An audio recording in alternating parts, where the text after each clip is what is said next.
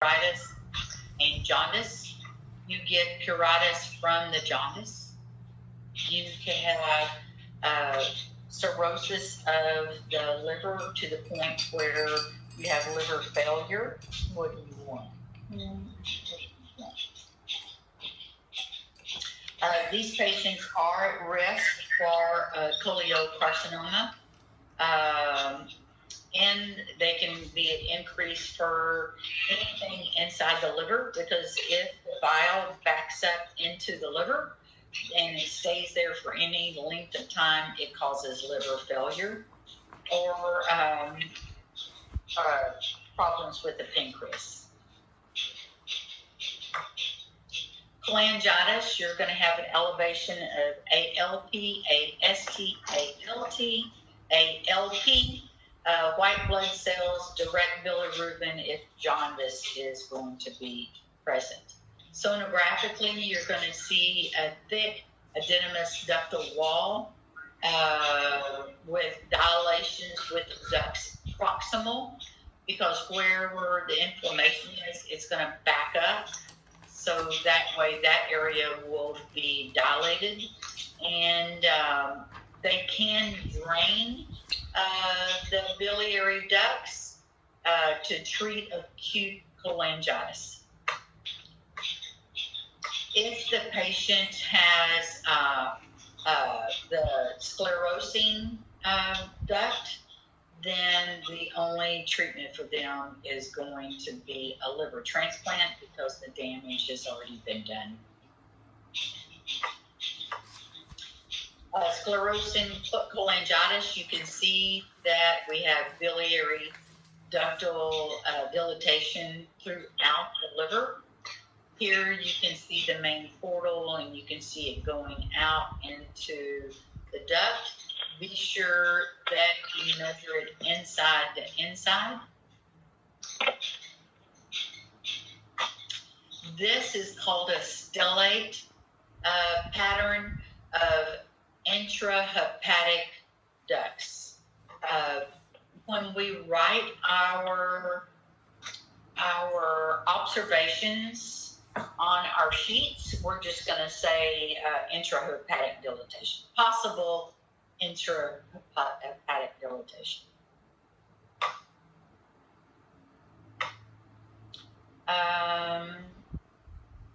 So if I have a tumor here between my left and my right hepatic ducts, that would be called a Klatskin tumor. Cholangitis, you can see that we have parallel lines, that anytime you see hyperachoic parallel lines, they have a stent in. Sometimes the stents will, they'll shadow, not as much as an IUD, because they're made out of different materials.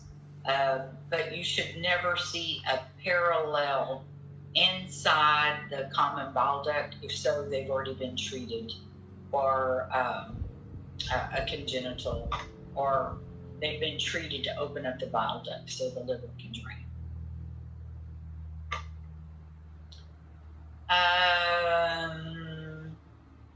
So what is the treatment for a patient diagnosed with primary sclerosing cholangitis? It's a primary. It says there that it would be a liver transplant. They're going to do everything that they can first before they go into a liver transplant. But if you're born for it, there's no cure for it. So they'll do everything they can to keep you from having a liver transplant. Mobilia means that I have air in my biliary system, and it results from the common bile duct communicating with the GI tract, and the GI tract is the duodenum.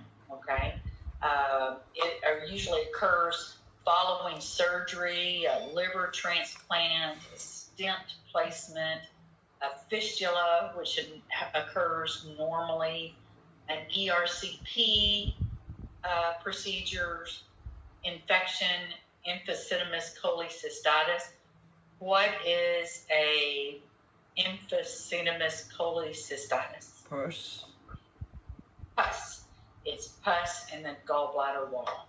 Or I could have biliary necrosis, meaning that things are dying inside. Okay? Air produces very, very bright echoes.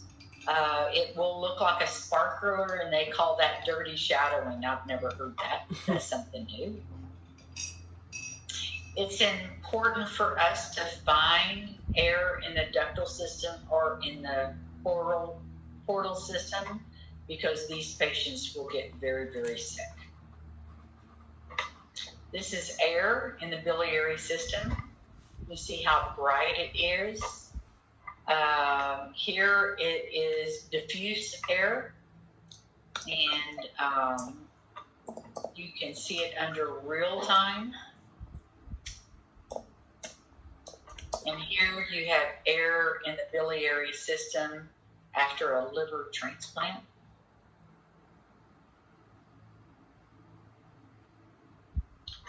The most common result of the biliary tree pathology is usually after surgery or some type of a surgical trauma. You can also have abdominal trauma that can cause it. You can have Moritzi syndrome, which is a stone in the neck at of the gallbladder neck. Very good. A Moritzi stone will obstruct the cystic duct and cause a backup into the gallbladder. The patient may be asymptomatic, but as it progresses, then you'll develop symptoms. A biloma is a cyst full of bile, and it is usually seen after a rupture of the biliary tract, a laceration, a liver transplant.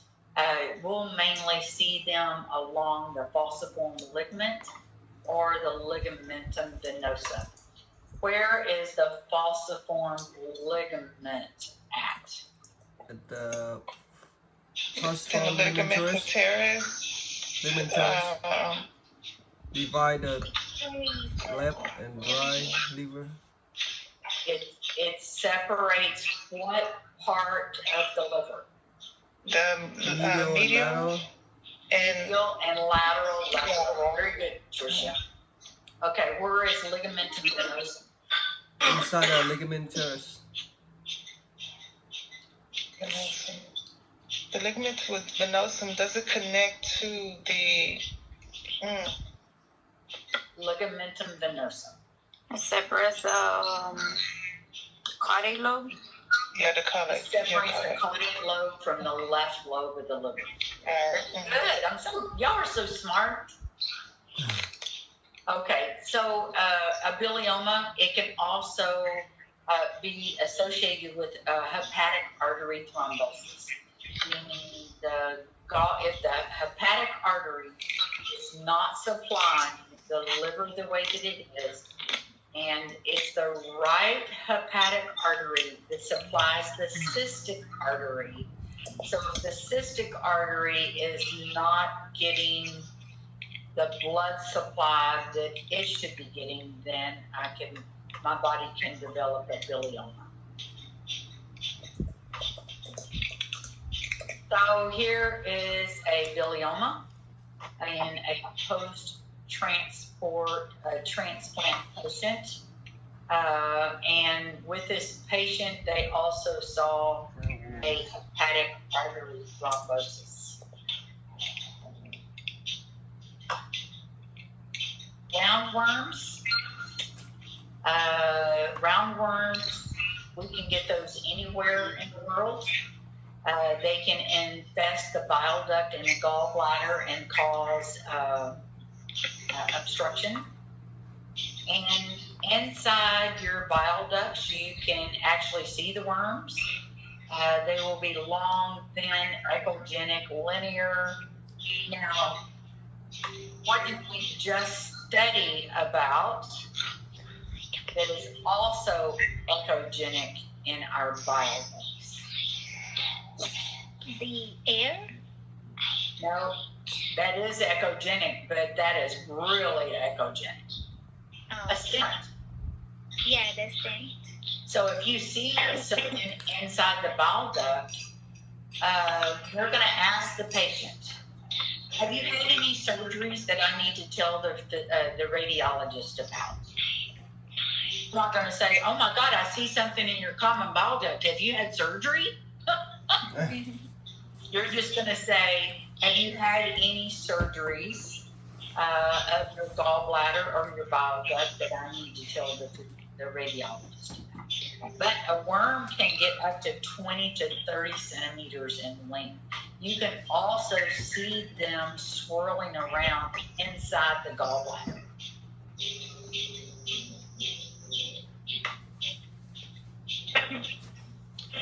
What is the clinical indication if a patient has air in the portal vein?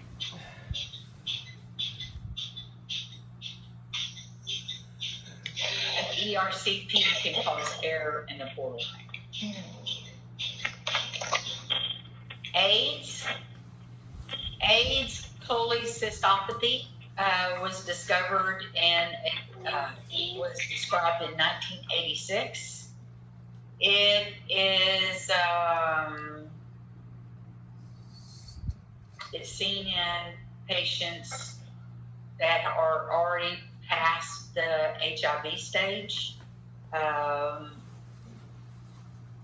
You'll have acalculous cholecystitis.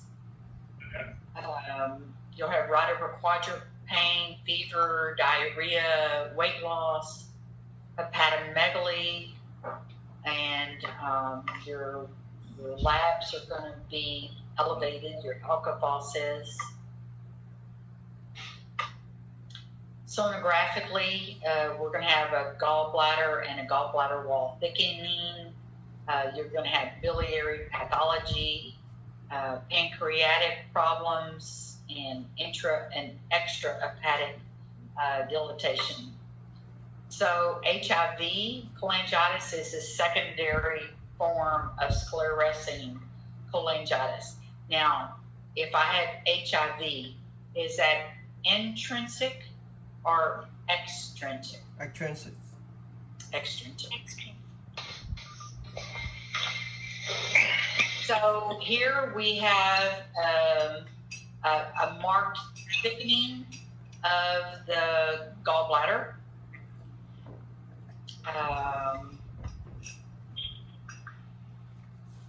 What do you think this is right here? I'm just guessing, but if you had to guess, what do you think this would be? Perforations. Fatty infiltration? Could be that. Perforations. It could be that. It could also be your falciform ligament. So never turn in this image, never turn in an image like this with pathology or normal anatomy right here. Okay? There's two reasons. The doctor is going to dictate that there's a complex mass superior to the gallbladder, when really you had the patient LPO and you're shooting through the liver to get to the gallbladder, and you've got the falciform ligament in lung. Never turn in an image like this unless you take images of this specifically following. Does that make sense? Yes, ma'am. Don't make pathology that the radiologist can't definitive make a diagnosis of. because as sonographers, we can miss pathology and we can make pathology. In other words, the senior now, look at the whole image, not just the gallbladder and the wall.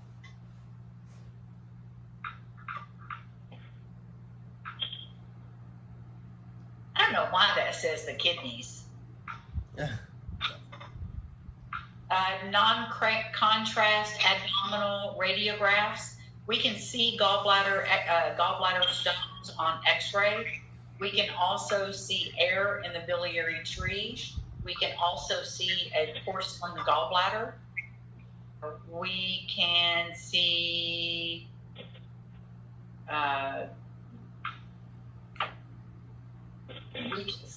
where stones or masses can distort our abdominal organs. Oral cholecystography is where we give them a contrast to swallow like the night before, and that gives us the opportunity to document the gallbladder and the gallbladder wall and any strictures that they may have. We call that a gallbladder exam, and it's usually done under fluoroscopy. We can do barium contrast, where we have the patient drink and we watch the patient drink under X-ray. So that way we can see if the barium refluxes up into the biliary tree, or if it is displaced as we're drinking it. Because remember, the duodenum will encircle the pancreatic head. So this C-loop image is a routine image that they do under fluoroscopy. A percutaneous transhepatic choleography. It's an invasive procedure also done under fluoroscopy guidance, where they can put a stent in and open up those ducts. They can also do a percutaneous transhepatic, where they can also look at the bile ducts. Of course, both of these are invasive procedures. They can do a Hiatus scan. A Hiatus scan is a nuclear medicine exam where we inject TC99 into the bloodstream, and we see the uptake of those molecules on our gamma camera, so we can see to make sure that the liver or the gallbladder are uptaking the nuclei like they're supposed to. On a Hiatus scan, it takes a long exam. It can take up to 4 hours for them to do that. So, and you only have an 85%, you have an 85% of calling a false positive. That's pretty high. An ERCP, we've already talked about an ERCP a lot. It's done under fluoroscopy, where they can go in with the scope and they can go all the way up into the duodenum, and they can go up they can open up the common bile duct at the ampulla of Vater and see if there's any stones there. Did y'all ever Google an ERCP before we go to class on Monday? I want y'all to YouTube ERCP with gallbladder stones in the duct, and send me a little synapse by email. I want to see what y'all say about that. That's due on Monday before class. What do you mean synapse? Like a little X-ray? Huh? You mean a little explanation? Yeah, just a little explanation of what you saw. All right. So ERCP for gallbladder and ducts, Miss Shepherd? I want you to Google on YouTube ERCP, okay, Yes. with stones in the duct.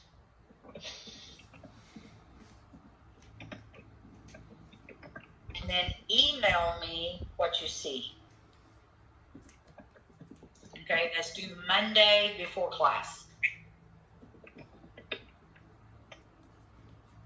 Okay? Yes, ma'am.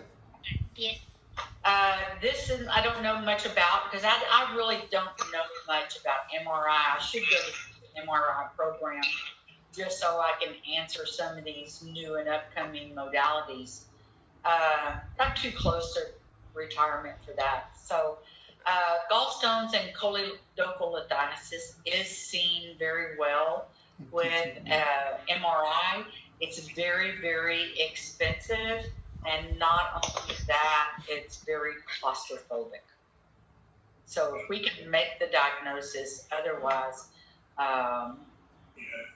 for an MRI, you also probably have to go through, what do you call it for insurance? Pre-approval for your insurance.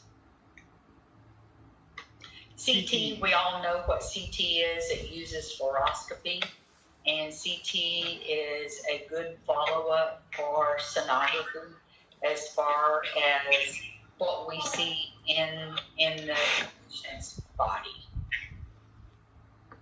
Miss Shepherd, is there the cholelithasis or lithiasis or cholelithasis, are they used interchangeably, or are they talking about the same thing? No. No. Cholangitis lithiasis is where you have stones in the duct. Okay. Anytime you hear that word doco, that means duct. Okay. I was Googling something that said, looked like you were saying it. Like cholangitis lithiasis, there's stones in the duct. What do we call it if we see stones in the gallbladder? Cholelithiasis. Cholelithiasis. Okay, so cholelithiasis, it's in the duct. Okay. Lithiasis, it's in the gallbladder. Okay, I see. Got it? Yeah. It's the word doco means duct.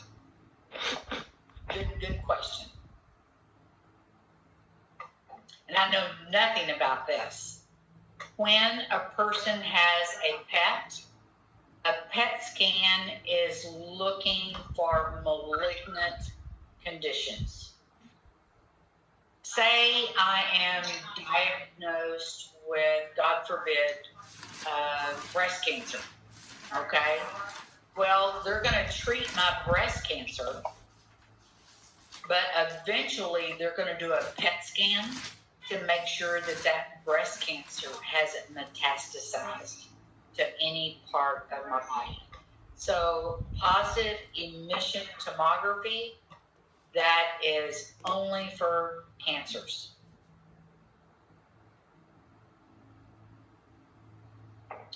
An intraductal ultrasound is an ultrasound where it's like an ERCP, but we use ultrasound to look inside the duct. Isn't that amazing?